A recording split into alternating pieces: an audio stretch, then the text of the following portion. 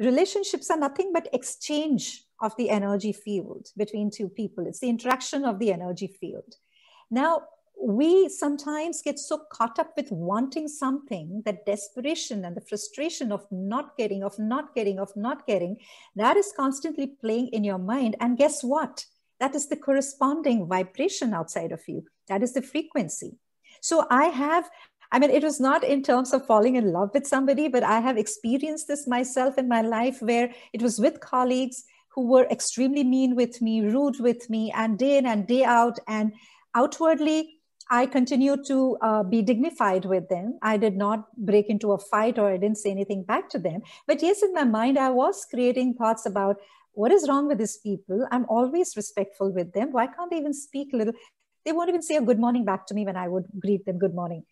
So the only thing I did was I started shifting this energy. I started playing with the energy. Like I said, I started digging deeper into it. Where am I? Where is my vibration? What is the frequency? So deliberately, consciously, as an experiment, I started just creating loving blessings towards them, creating good thoughts about them, seeing them happy. Though it was tough. Was it easy? No, because every single day they're treating you so bad that it's not that easy to keep thinking nicely about them. But I took it up as an experiment. And believe it or not, long story short, there's a whole lot to it.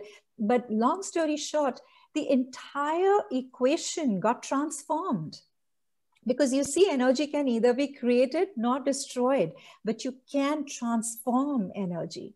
Whatever the relationship may be, with whomever it may be, we can work on it. Instead of, you be conscious about the thought that you're creating, because the thought has a corresponding frequency.